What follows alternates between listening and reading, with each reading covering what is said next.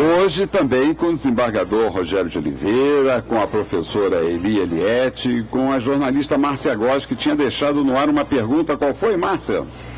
Doutor Pedro Henrique, eu gostaria de saber que programas o juizado desenvolve de atendimento às crianças e adolescentes em situação mais vulnerável. Bom dia, Márcia. É um prazer falar com você. Nós temos desenvolvido vários projetos, mas talvez o mais importante, penso eu, é a melhoria das instituições de acolhimento de crianças e adolescentes no nosso município. Eu me lembro quando eu cheguei ao Rio de Janeiro, não completei um ano ainda, vou completar, salvo engano, agora em novembro, se eu estiver enganado, porque eu não guardo data, tem esse problema.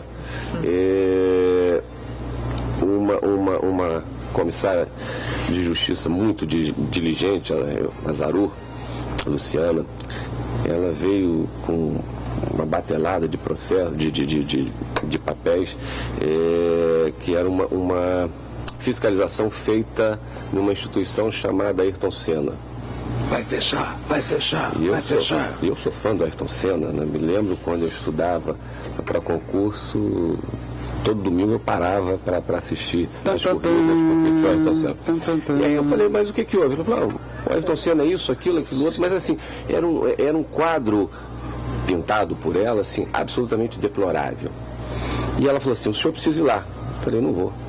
Não, o senhor precisa. Eu falei, não vou. Mas o senhor não vai fazer nada. Eu falei, eu não disse isso. Eu falei que eu não vou lá. Porque se você já está me mostrando esse relatório, eu não preciso ir lá. Acredito em você. Nós vamos fechar a Ayrton Senna. Onde era Ayrton Senna? Onde ficava? O Ayrton Senna fica... Frente à Mangueira. Em frente à Mangueira. É do lado do Maracanã.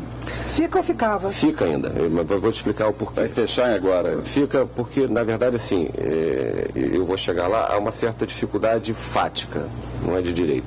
E aí eu falei com ela, vou fechar. E chamei, então, o secretário de Promoção Social, chamei o subsecretário, o Rodrigo Abel, e o Adilson Pires, falei, olha, a gente precisa fechar, vamos conversar aqui, e eu gostaria que nós mudássemos a cara das instituições de acolhimento no Rio de Janeiro sem precisar de determinação judicial. Vocês já sabem que há necessidade, o prefeito tem feito obras magníficas na cidade, eu particularmente sou um entusiasta disso do ponto de vista da urbanização, e a gente não pode fazer diferente na infância. Quer dizer, não tem sentido tantas obras bonitas e instituições caindo aos pedaços. Pois bem, esse é um ponto importantíssimo, hein? Importantíssimo. Quer dizer, a gente tem que trabalhar, ao meu ver, o administrador tem que trabalhar em todos os setores, melhorar todos os balancear, setores. Claro. Né, dentro da discricionariedade que é própria da administração pública, mas ele tem que olhar principalmente a infância, que tem prioridade absoluta, que infelizmente, na grande maioria das vezes, fica só no papel em todas as esferas, diga-se de passagem. Pois bem, fizemos várias reuniões e a partir dessas reuniões já está decretado o fechamento do Ayrton Senna. O Ayrton Senna tinha em média 140, 150, embora o número correto fosse 100, o número de vagas fosse de 100 pessoas, crianças e adolescentes, tinha lá mais de 120, 130, alguma coisa nesse nível. Hoje nós temos 57. O Ayrton Senna vai ser trocado por 5 casas, cada casa para receber 20 crianças ou adolescentes, que é o número preconizado pelo CONANDA, né, para um atendimento mais individualizado, mais personalizado, que é o que se quer, o mais próximo possível de família. Dessas 5 casas, 2 já estão alugadas, sendo reformadas.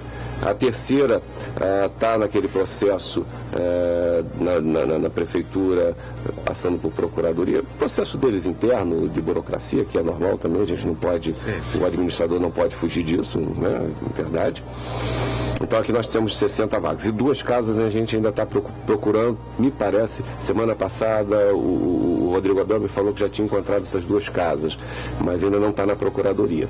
Bom, são 100 vagas. A par disso, nós criamos um projeto lá no juizado, chamado Uma Vaga para Todos, foi um projeto do juizado em parceria com o município, que muda, na verdade, a forma de criação ou de contratação de vagas em instituições particulares para crianças e adolescentes, para o acolhimento de crianças e adolescentes. Por que eu digo que muda? Como é que funciona normalmente? Vamos dizer que o desembargador Ciro, o desembargador Rogério querem criar uma instituição de acolhimentos para crianças. Então eles vão ver lá, eu quero criar uma instituição para bebês, por exemplo. Eu tenho uma familiaridade com bebê, quero criar uma instituição. Onde eu vou criar? Bom, eu vou criar aqui perto do centro, porque eu trabalho aqui no tribunal, então para mim é mais fácil, eu saio do tribunal. E aí eles criam uma instituição. Depois de criada a instituição, então eles vão no Conselho Municipal de Direito, faz lá o cadastramento dessa instituição e depois vão à Prefeitura para buscar o recurso da Prefeitura, um per capita que, por lei, é obrigatório pagar para ajudar na manutenção dessas crianças, desses adolescentes.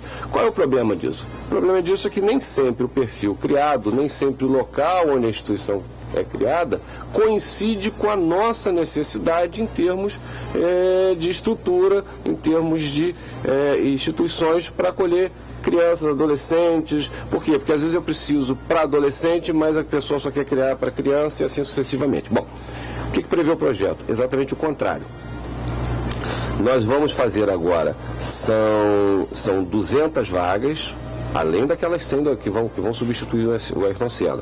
São 200 vagas que vão ser disponibilizadas num edital para 10 instituições. Por que 10 instituições?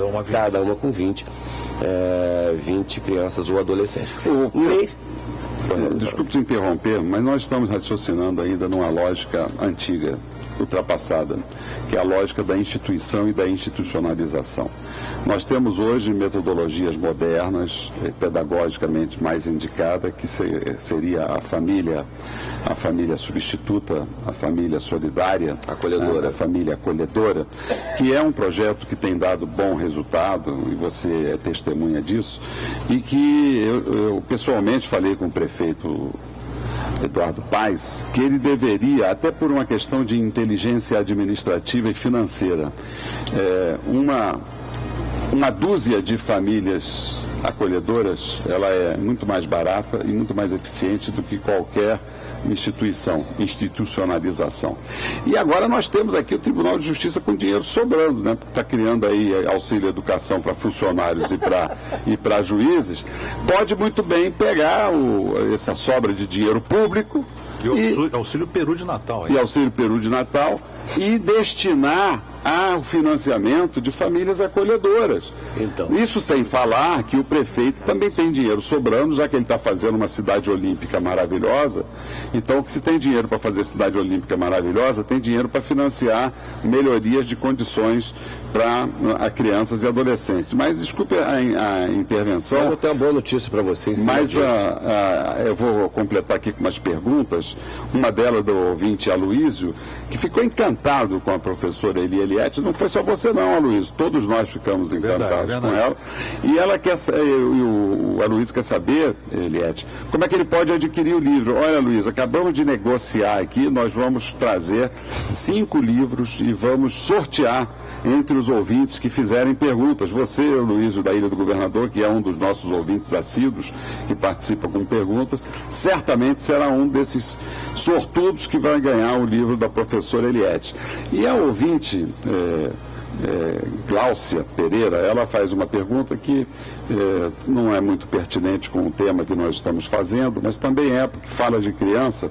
Ela diz aqui, Pedro, que a filha dela ficou um tempo morando com o pai, 2 anos. Ela estava com 6 anos e agora voltou a morar com ela. Ioiô, criança ioiô, isso chama-se criança ioiô, né? Nenhum pai, nenhuma mãe, ninguém assume a criança e fica nisso. Resultado, está aí o resultado, Gláucia. Só que a menina se recusa a ficar morando com ela. Eis a questão. Esse é o resultado.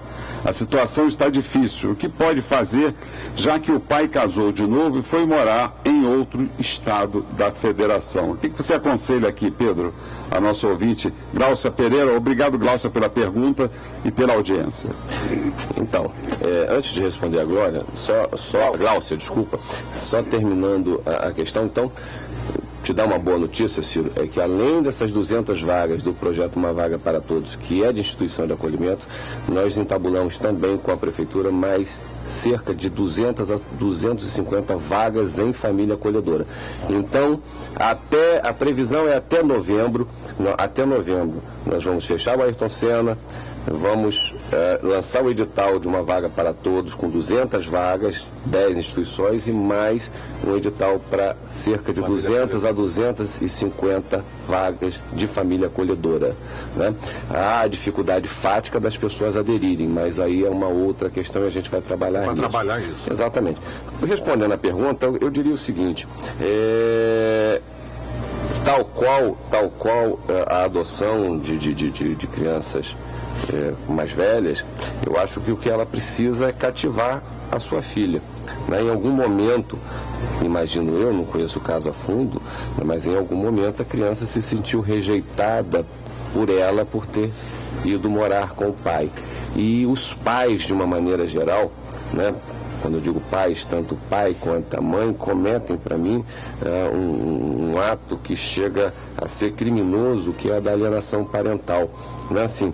Um sempre fala mal do outro, querendo com isso criar um relacionamento mais forte com o seu filho, com a sua filha. Quando na verdade o filho e a filha precisam tanto do pai quanto da mãe. Quer dizer, as pessoas têm que perceber que uma coisa é o ex-casal, quer dizer, é o homem, a mulher, é o ex-marido, a ex-esposo, o ex-companheiro, a ex-companheiro, o ex-namorada, a ex-namorada. E a outra coisa totalmente diferente são os filhos. Exatamente. Filho é filho de pai e filho de mãe. E o filho precisa do contato. A paternidade é eterna, a paternidade são eternos. Exatamente. Claro. Até o final da vida Não dos tenha dois. dúvida, e o filho precisa se sentir querido, tanto pelo pai quanto pela mãe. E quando isso não ocorre, o que acontece? Exatamente o que nós estamos vendo agora. O filho querendo escolher A ou B. Por que ele está escolhendo A ou B? Porque ele sentiu em algum momento rejeitado. Então, o que eu diria? Precisa de namoro, precisa de afeto, precisa muita de conversa para criar um relacionamento. Amor. Eu acho que a palavra-chave é amor. E apenas, Glaucia, para ser mais objetivo aqui, eu aconselho você a procurar o Conselho Tutelar da Tijuca, já que você é da Tijuca, porque o Conselho Tutelar tem condições de te orientar para um acompanhamento psicológico. É preciso colocar em acompanhamento psicológico toda a família, não é só a criança não, hein? É família, não existe acompanhamento psicológico de uma pessoa só. Pode procurar o juizado também, que nós temos lá disponibilidade e projetos para acompanhamento da família, acompanhamento psicológico da criança, da mãe. Por quê? Porque a doença é conjunta, não é só de uma doença, que eu digo, não é doença física, é essa doença relacionamental que precisa ser curada. Doutor Pedro Henrique, eu gostaria de saber como é que o senhor vê essas medidas de segurança de revistas de adolescentes nos fins de semana na direção das praias da Zona Sul? Jornalista não é fácil, né? Não, eu agradeço a pergunta porque é a primeira vez que eu falo sobre isso, assim. Houve um burburinho muito grande. E exclusivo do Encontro com a Justiça. É um furo, né? Um furo esse. É um furo. É a primeira vez que eu sou ouvido e assim, houve um burburinho muito grande. A imprensa foi levada a desinformar a população, exatamente isso, foi levada a desinformar a população. Infelizmente, uma autoridade pública incitou o ódio e aumentou ainda mais o sentimento de insegurança que nos aflige a todos. Todos vivemos no Rio de Janeiro, todos nós, quando saímos de casa ou quando vemos um ente querido sair de casa, ficamos preocupados. Então, na verdade, o que aconteceu? Há cerca de 4, e aí eu vou pedir ao Ciro para me deixar contar a história toda, né? Há cerca de 4 ou 5 meses, eu fui procurado por um coronel da PM, preocupado com as críticas que a PM recebia em função justamente dessa atuação. E eu falei para ele à época, olha, que acontece? A Polícia Militar, e eu quero deixar bem claro que eu respeito muito a Polícia Militar, respeito muitas instituições, e eu acho que nós temos um problema muito sério de desrespeito às instituições. Os homens erram, os juízes erram, desembargadores erram, policiais erram, prefeitos, vereadores, médicos, todos os homens são falhos, mas as instituições precisam ser preservadas. Não existe país que queira ser grande, que queira ser forte, que não tenha instituições fortes, instituições respeitadas pela sua população. Não podemos confundir as pessoas com as instituições. Pois bem, e eu falei, vocês, polícia, estão fazendo um trabalho que não é de polícia, e por isso vocês estão sendo criticados. O que nós vamos fazer é o seguinte, nós vamos fazer reuniões com todos os atores para que cada um assuma a sua cota de responsabilidade. Fizemos mais de 10 reuniões no juizado com os coronéis do alto comando da Polícia Militar, fizemos nessas reuniões Polícia Civil, Prefeitura, Secretaria de Promoção, Saúde, Conselhos Tutelários, Conselhos de Direito, OAB, Direitos Humanos, Ministério Público, Defensoria, posso esquecer alguém aqui porque foram muitas entidades. Pois bem, neste ínterim, durante essas reuniões, a Defensoria Pública entrou com um habeas corpus preventivo, justamente pedindo duas coisas. Primeiro, que não se fizesse a revista. E segundo, que não houvesse a prisão sem flagrante ou ordem de autoridade competente. Quando eu recebi o habeas corpus, eu marquei uma audiência. Os senhores, o desembargador Rogério, o desembargador Ciro Darlan, sabem melhor do que eu, porque são muito mais versados no direito que eu, que não existe a figura de audiência em habeas corpus. Isso tecnicamente está errado. Mas eu marquei a audiência. Por que eu marquei? Porque a gente já vinha nessas reuniões. Nessa audiência, na primeira audiência, se puder depois botar no ar, eu tenho aqui a cópia desse plano. Na primeira audiência, eu justamente falei da necessidade de nós chegarmos a um consenso em relação àquelas reuniões, porque agora eu teria que decidir. Quer dizer, o juiz, quando é instado, quando tem um processo, ele tem que decidir, não há o que fazer. Né? O juiz tem que decidir. Tem que decidir. E aí, realizada essa audiência, nós vamos um pequeno intervalo e durante esse intervalo a gente vai preparar aqui o cenário do tribunal para continuar a audiência. Aguardando a decisão.